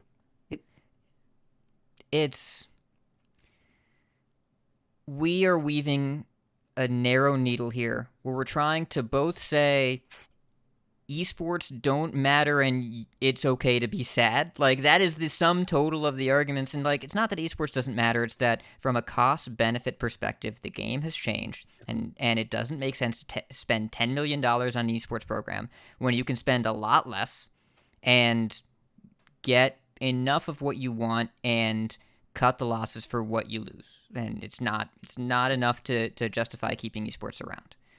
But that doesn't mean it didn't matter to people, and the people who it does matter to, which is all of us, are really feeling it today, and that is a perfectly reasonable feeling to have, justifiable, and it's a rough day for a lot of people that have built their hobbies and parts of their identity on something that is leaving us. Yeah, and it's easy to blame it on YouTube, right? And the YouTube deal, which, I mean, and you can if you want to, but at the end of the day, the YouTube deal, it just accelerated things, right? Like, it's not that, it underperformed on YouTube and now they're slashing it. It's that the fact that it underperformed showed that, they could slash it, right? That's all it did. And we probably would have gotten here sooner rather than later. We might be here the same way even if they'd never made that deal, or it might have taken them another couple of years. But it's a sad day, and I'm not worried about the game. Like, I think there's been a number, I don't even remember because we've been talking for so long, if like people have made the comparison to Heroes of the Storm, Right. and because Heroes of the Storm, Heroes of the Storm, like 2018, all of a sudden, like all the esports was canceled and the game was dead like a year later. And I think the difference is that Heroes of the Storm was built to be an esport, the same way that to a lesser extent Overwatch was built to be an esport. And Hearthstone was never meant to be anything. Hearthstone was built to be like just a side project that you didn't even think was going to be, a full product. So and Hearthstone as a game is, I don't think that it's going to, I don't think we need to be concerned about the game that we all love. But, there's a big part of it. Like, I can't tell you how many hours I've spent, ironing clothes and watching Hearthstone tournaments, because like, it's just something I would just put, I'd have a whole hamper full of wrinkled shirts. I put up the ironing board. I'd turn on the iron and I'd sit and watch Cora and Lorinda and Dr. Jikanicki and whoever else was casting for hours on end, and just stand there and iron like all the shirts in my closet. And, we'll still have those once in a while, but it's not going to be the same. Yeah. I think it's tough to go from what seemed like a really thriving scene, 5 years ago, to realizing, it's a house of cards, right? Like, there was no there in terms of a sustainable movement forward in terms of profitability. And you either need way more people for there to be sponsorships and all that kind of stuff, or potentially, now I don't think this will happen because it would involve some initial investment, but potentially a much more affordable way of running it all. And I think about, well, what if there was an in-client thing where people could either play Conquest or, gosh, even just, like Magic Arena queue up, and it's just like, its own little, you play until you hit 7 wins or 3 losses thing, right? Something like siloed that. ladder, siloed asynchronous tournaments. I mean, right. Heroic Tavern Brawl is basically that. So the question is, what would it look like if Heroic Tavern Brawl didn't accept gold for entry, only dollars, and if you got a certain, like the top X players got to go to a tournament the next week? Yeah. Oh my God. I mean, that would be huge, right? I think it would be super accessible. So you'd probably get a lot of entrants. And, you know, it would be the only way to do tournaments. So I just think there's some brainstorming potentially to be done in terms of turning some system like that into like, all right, what is a low overhead way of sort of still having some opens, right? Yeah. For Man, people to the- scratch that I itch. I guess if I'm gonna be Debbie Downer, like we've had Conquest since 2015, maybe 2014. It's a long time. If we were gonna, if they were able to, like, the dev team, I mean, because Celestalon's done amazing things with features, especially over the past year or two. And this is like a known thing that would just like make everything easier for the esports that they were administering. It's a known thing that people want. Like, yeah, they had that false start with tournament mode, but like, Conquest and Client or something is something that has been a known need just to make facilitation of some of those events a little bit easier. I feel like if they haven't done it by now, it's probably some sort of a technical limitation that's in the way, right? Maybe. Because like there have been a number of features that don't make them any money that they've done for quality of life reasons, Right. that that the features team has gotten in over the past year or 2 years, and this feels like it would be number one at the top of their list, and either it's coming and it's just taking a really long time, or it's just like with the state of the client it would be like pulling out too many Jenga pieces to make it happen. Yeah. Maybe that's something that requires like on a Hearthstone 2.0 to be able to be done. Like, I know in my head what it would look like UI wise. Yeah. Right. Like I've assembled the pieces. You have something like a pick ban screen, except it's here's your ban phase for Conquest. Right. You have the deck selection prior to that. Right. It's like something that is visually doable, but implementing it, I have no idea how. Yeah.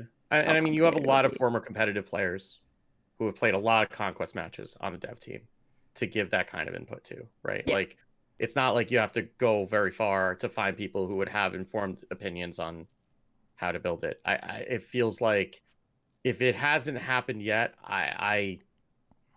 unless they've been working on it for a really long time, it's just taking a long time to come together.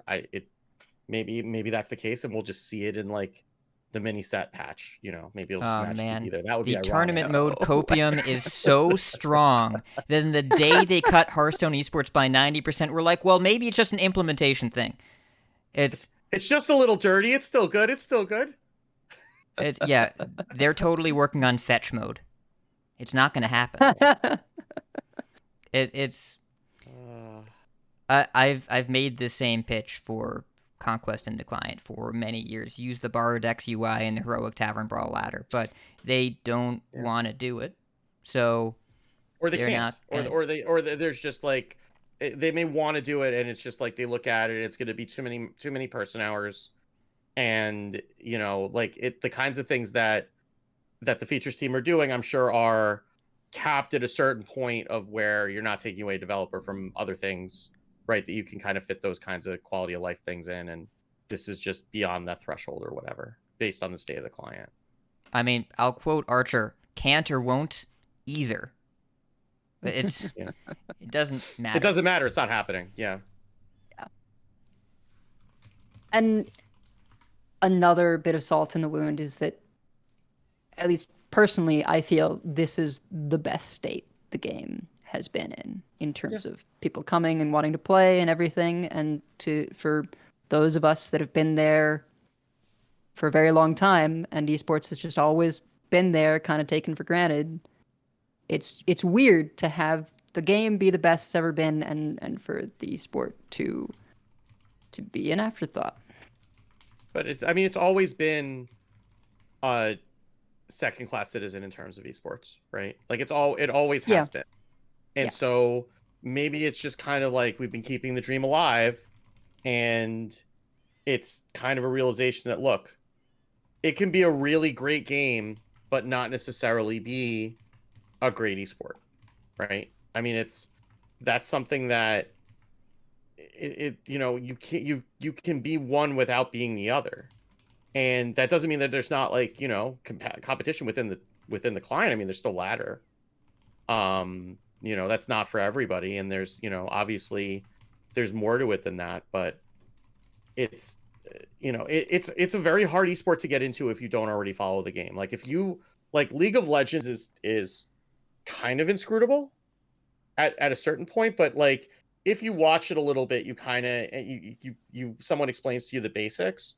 Like you can follow a match without knowing like the intricacies of a matchup between like I don't know like two AD carries. I'm not going to try to name league characters right now that are actually in the competitive meta. Yeah, I I'll mean, embarrass myself, but you can't do that with a card game. Like you don't like if you don't even know what the cards do. Like they like the assumption when casters are casting and not this is not a criticism. This is what you have to do. I mean you know this as well as I do is like the cards that are commonly in the deck. You just assume that the audience knows what they are because you're not going to spend half the cast explaining what the cards are because the audience will say what the hell are you doing, and also like you don't have time to explain anything else that's going on, right? And they're not showing them on the screen, and if you don't even when you're seeing their hands on the screen, like if you don't know what those cards look like from having played a lot, like you can't necessarily make sense of what the game state is, right? This is what we talked So- about with the DK rule, remember? The DK rule at Worlds, where what is the Right, Venn yeah. diagram of people that don't understand what's going on, but also see DK and want to buy it? Like it's Yeah. what is that group? And I did see a banger reply tweet to the esports announcement that said, "Was this because nobody brought DK?" And I thought that was pretty entertaining. I think poker is a great example as well. Everyone knows the cards in Yeah. poker. Not everyone knows the rules for the particular kind of poker that's being played, and I don't think the viewership is like insanely high for poker, but it's probably higher than many competitive card games because at least everyone knows all the cards. Well, if and you can count to 10 probably and knows know the hands. know 4 letters of the English alphabet, you're kind Right. of set, right? Yeah. But Whereas League, like you've still got the sort of like, oh well, 5v5, and at the end of a fight, like one team is dead, and then they'll push and try and blow up these things. Like there's some intuitive stuff there. Valorant, very similar. Yeah. In terms of, oh well, they killed everyone on the other team, so like they won that round.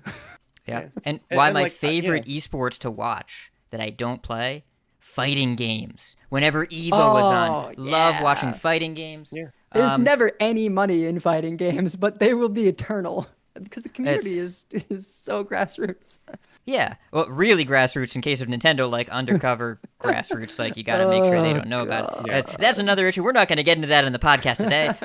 And also, like, I really love watching whenever Games Done Quick is on speedruns. I've never seen this game before, and then I watch someone beat it in ways that were not intended in about 10 minutes, while someone is trying to explain it to us while we're watching. Really great, Yeah. really entertaining. You can't do that with a card game. Like, for the thing about Magic the Gathering, we're going back to the original card game. The only way people ever played Magic the Gathering is if they had a friend that also played that kept bringing them along and trying to get them not to quit because of how long it took to spin up. Hearthstone's getting better at that, but this is why BGs was such a great onboarding tool. Because BGs, you just buy some stuff and you drag it around. You don't need to own anything. You just go in and see what happens. There's a tutorial round, like whatever. And that's BGs is still probably the biggest mode in the game for that reason. And also, what Marvel Snap does really well is the onboarding. They do a really, really good job of giving you the cards and setting up the right progression of opponents because they're computers. Yeah, I mean, even TFT is like, it's complicated, but at the end of the day, it's just like a big, mosh pit that you can kind of appreciate. Okay, well, they can explain to you like what's going on, and like, as long as you have a basic understanding. I mean, even if you don't, like, okay, well, this thing just shot the hell out of the whole team and wiped the board. Like, you can appreciate that, right? Or like, if there's a gank in League of Legends, like, I don't need to know all the intricacies of what the effects do to appreciate that. Like, this guy just jumped out of the bushes and completely murdered like half the team, and and then got out with 1 bar of health. Like, I can understand that, right? So it's And Yeah. going along with that, there's not as much hype moments, right? It's much more, It's analytical. yeah, slower paced, analytical. You usually have to have how incredible a play is be explained. Yeah. Very occasionally there's the APM decks, but uh, that's kind of unusual. And yeah, it's something that I think we loved, but I think there were a number of us also that liked to have the esport. We said we were going to watch it. I think these last couple years, we knew mentally, I like watching esports. Yeah, I'm going to watch that tournament. And then you just forget to watch the tournament. And you're like, I should go back and look at the VOD. And then you don't go back and look at the VOD. Like it just, things got like a little bit harder to access, a little bit less hype, to the point that like we just kind of let it go, and then now it's like gone. Yeah. And there is something about having a live audience, right? Like there is a difference. Like, I mean, how we were both at Lions BlizzCon Worlds. for Lions, Lions Worlds. Worlds. Oh my god. And that I don't know what that was like to watch that VOD. I remember watching like the 2015 and 2016 BlizzCon worlds, like the Pavel worlds, right? But being there and like in BlizzCon in 2019, like that energy was absolutely electrifying, like watching that happen. And it's harder to build that hype without an actual crowd cheering, right? Like even like like I've been watching some League esports, and like the difference between like the league tournaments where they're all remote, and like this past year's Worlds where they were in an arena, and you had the crowd cheering and erupting when there was a team kill or whatever. It's a big difference, and then that feeds into the energy of the event too. It does make a difference. So I'm going to pivot us towards the end of the show because it is raining so hard here that I'm concerned about bad things happening, which I will not say out loud because they will hear me.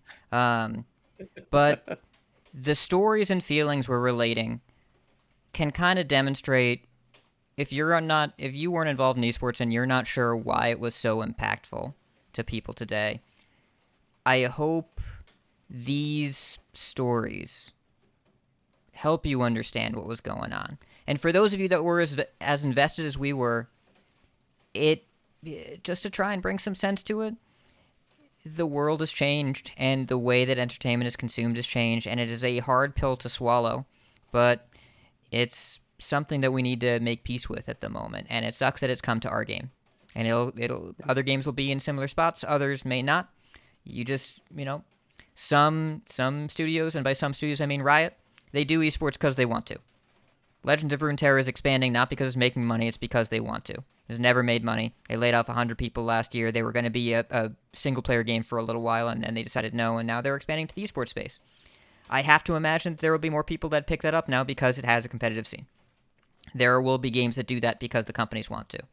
But as a business, this bubble is shrinking everywhere, and it has come knocking at our door.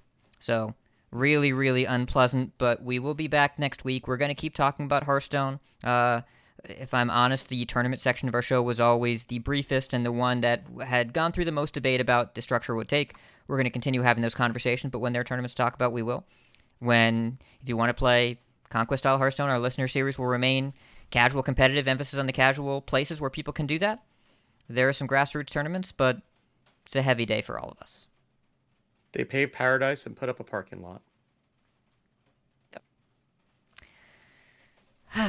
Well, we have many folks we'd like to thank. Check out our thanks section on the website at coinconcede.com. You can find our contact info, our show notes, our Patreon information. You can monetarily support our show, patreon.com/coinconcede. Join us every week live by following us on Twitch at twitch.coinconcede.com.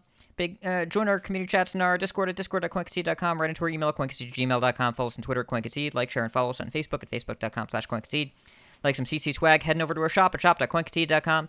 Big thanks to our producers, Number Theory, Doge Decay, Crush Cap, B-Squatch, David P, Faded Block, Waldo, Jeremy T, Bottle Caps, Lucky, Grumpy Monk, Crab Mart, The Burger Club. Our subs, Mr. Bungalow, Grey Lego, thank you so much for the subs. And our Coin Concedes, I'm going to go ahead and Coin Concede as a cast.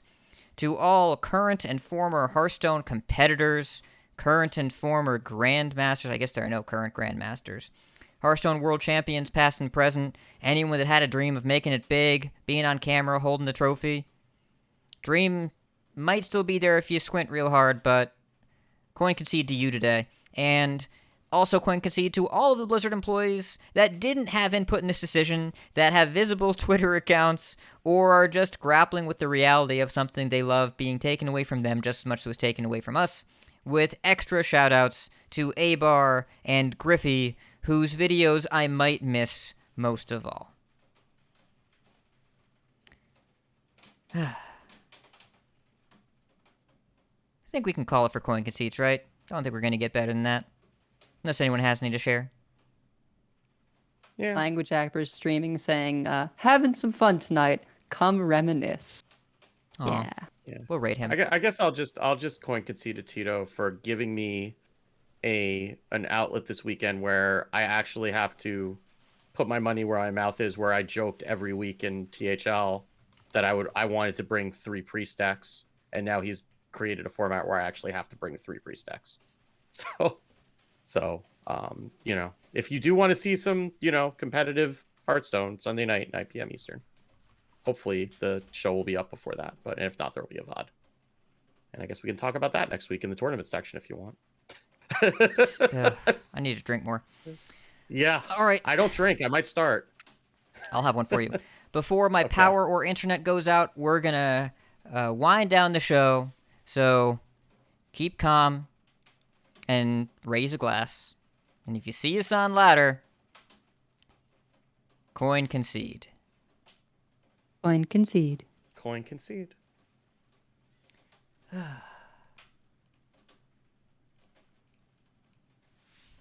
Definitely feels like we just gave a 2-hour eulogy. I have ended a podcast that was less emotional than that episode. Yep. Yeah. Well, there was that one pandemic episode. The one where you had to edit out us being depressed. Mm. Yes. I mean, there have also been a bunch of episodes about, Blizzard being Blizzard. Which, to be Well, fair, yeah. this episode maybe didn't paint Blizzard's processes in the best light. Because the good news was China, comparing them to an adulterer, and also for some reason, turning Battlegrounds players into Victor Nefarian, and that was the lighthearted part of the episode. But Yeah. either way, I don't know. I feel so bad for the devs because it's just... It feels clearer and clearer every day that it's a bunch of really great people working at maybe not the greatest place right now, and that's challenging. But, I don't really know what it's like I'm behind the thinking scenes. about China and competitive, how they were getting cut off from competition, and I keep thinking of this line from Good Omens, where this delivery driver gets killed in a car crash and Death comes to pick him up. And Good Omens is a book it's a comedy about the apocalypse, and Death comes to go get him, and Death says to him, "Don't think of it as dying. Think of it as leaving early to avoid the rush." So. Very dark comedy. Yeah. So listeners, viewers, everyone, thank you so much for being here. We're going to send you over to Language Hacker. Go reminisce with him. Good guy. And we're going to sign off now. But thank you so much for being here, and we will be back next week. Yep. We'll be back. We're not going anywhere. You're not getting rid of us that easily. Bye.